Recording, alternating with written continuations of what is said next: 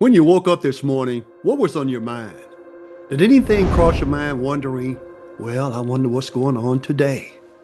Well, welcome to BT Dispatch, your source for news and other matters. And I'm going to bring something to you that hopefully gets you to see a little bit clearer and also think a little bit more. Hi, my name's Robert Wilkins, and I'm your host for this episode. And I can tell you it's going to be another doozy, baby. Because every time we turn around, there seems to be always something going on that frustrates us all. You ever wonder, when will we ever be able to live in normalcy again? Anyhow, I've got some great information for you today, which comes from the New York Times. And let's see what's going on to today's headlines. Trump is gutting weather science and reducing disaster response. As a warming planet delivers more extreme weather, experts warn that President Trump is dismantling the government's disaster capabilities. I must say, boy, that's an understatement in today's time.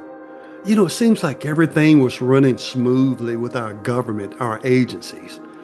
Then all of a sudden, starting about 6 months ago, things took a steep, deep right turn, gutting everything.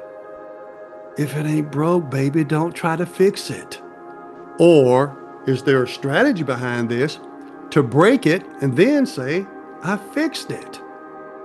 With the weather situation that's going on now in Texas, and all those kids and adults as well were killed, over 120, and there's still over 100 or more missing. There's no time to gut anything, really. Now's the time to save lives, to give people hope, so that we know we have a better future for tomorrow, and not wake up in the next day and wondering what's cut next. Now, we all know about the tariffs, don't we? We know it's an ongoing saga. But here's what the New York Times says about that. Headlines. Trump tariffs are shaping new world trade order minus the United States. Facing growing chaos, the European Union and numerous countries are seeking to forge a global rule-based trading nexus, one less centered on America. Then the next headline, it says how Trump's latest tariff threats risk deeper damage to Europe's economy. Could you blame them? Think about it. We have a leader that feels, to me, in my opinion, and assess it yourself, it's almost like being the emperor of the world.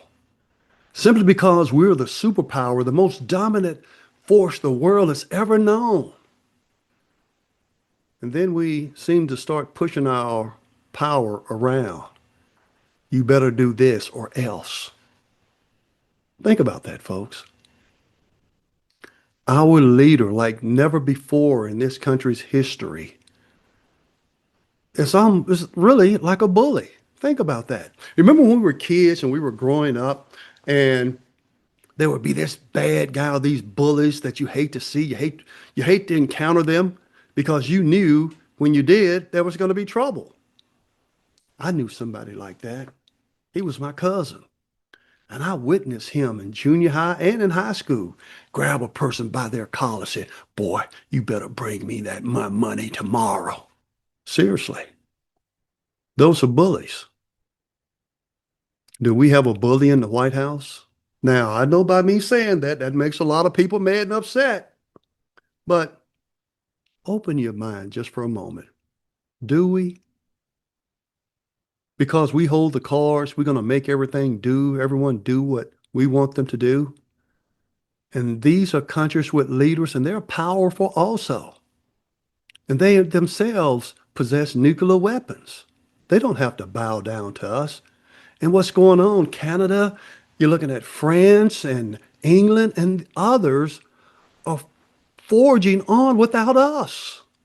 What happened once we are no longer that powerful? What happens if the value of the dollar starts shrinking? Like we can go over in Taiwan or the Philippines and live off $1,000 a month. like in the upper middle class. The deflation of the dollar. All because we're so powerful, but it's how it's being abused. And these other countries are working behind the scenes to go on without the United States. Think about that. We were so powerful. We were admired by the entire world. This is the place that people always dreamed and hoped to be at, baby, because they knew if I could get to the United States. But now we know that we have to get the border in control. But it's also how it's being done, bypassing laws. Now, who am I to say? I'm an ex-cop. My whole job was about obeying the law. When I took cases to the district attorney's office to pursue charges, I had to make certain all the facts were there and according to everything, according to every city, state, and federal law. Headline: Trump hits the reverse button on decades of change. President Trump has moved aggressively on issues such as diversity in science and to dismantle institutions to return to what is considered better times. What's considered better times has been no better time than now for a person like me. Wouldn't you agree? Think about that for a minute. In the 1970s to present day, integration was really exploded in the country. Guys like me started going to white schools. Guys like me developed relationships starting from junior high, high school into college that I still have to this day.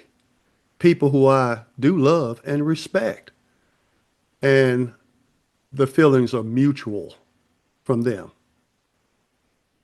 So if we go back, make America great again, what period is he really talking about?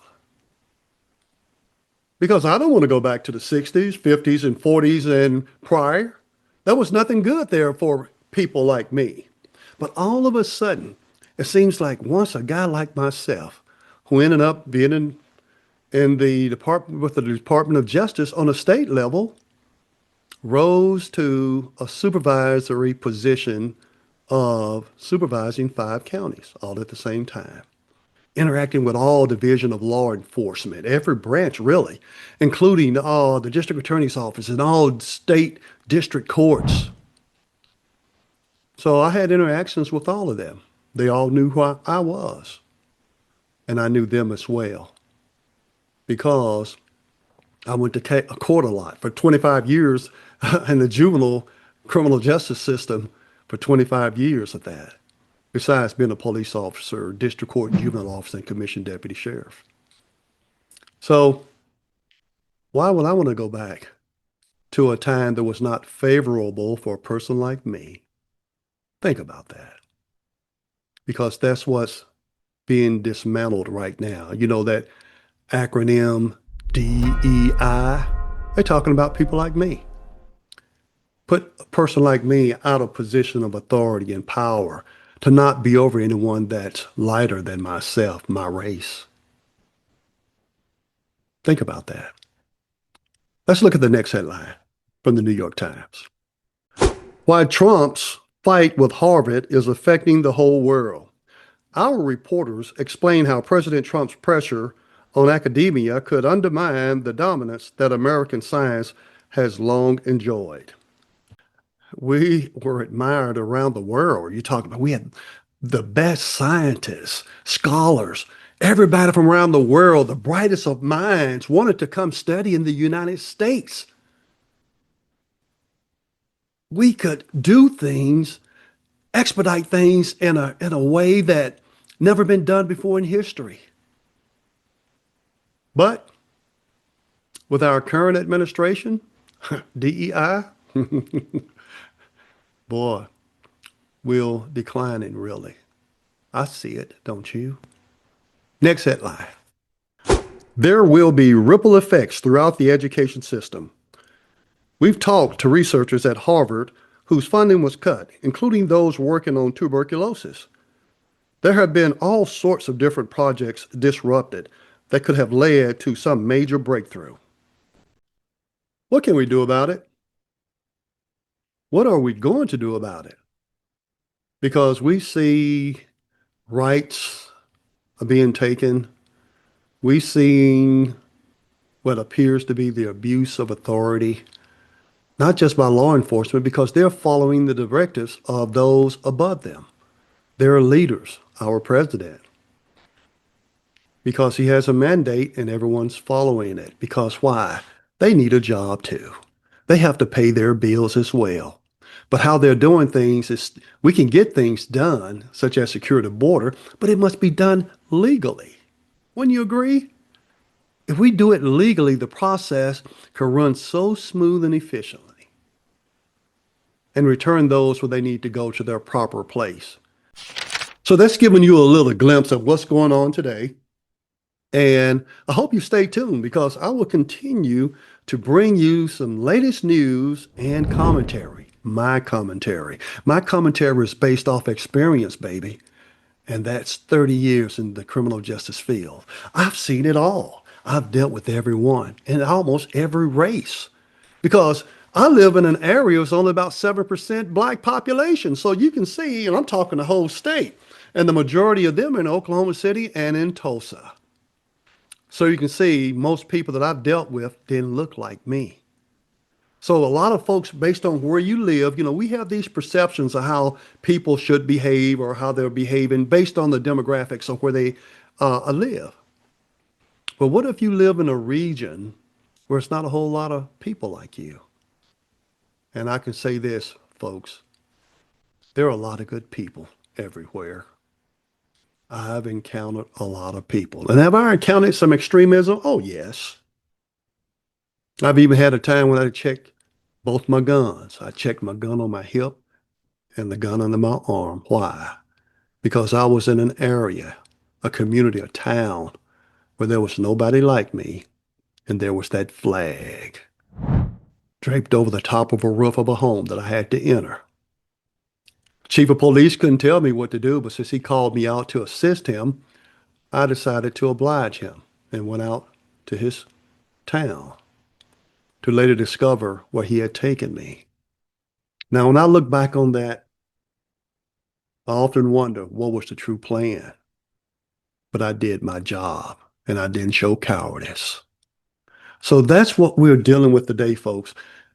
Things are happening in this country. We see how, ICE is gathering people up and the abuse of power. And see, me being in law enforcement, I don't like that, to be honest with you. I like for things to be done decent and in order. And people, the rage of the community of the United States, it's getting to a boiling point, and it makes you wonder what's next, especially when a country that I love has so many guns possessed by the people. Let's hope that it doesn't get that far, even though we do have some that are pushing for civil war. Can you imagine what that would look like when everybody got guns? And you got to look at a guy like me. Yeah, I've got guns. I was in law enforcement. Everybody I know like me also well armed. So we can't have a civil war, not in today's time, because guys like me, we're not like the guys of old that were in the 60s, 50s, and prior. They are ready. They will stand up, ready and willing. Now you probably say, well, Robert Wilkins, what do you know about that? I was a cop. When you're in law enforcement, people, you go into everybody's homes. You talk to everybody. You know what's going on. You have the pulse of the community. But let's keep on praying. Let's keep on worshiping our God. And let's do what our God, your God, tells you based on your good book. And I can tell you this, what we're seeing today, what's going on in this country, that's not in the book to do, is it? Robert Wilkins, your BT dispatcher. Stay with me. Give me that thumbs up. And also go ahead and, share it because that helps the algorithm.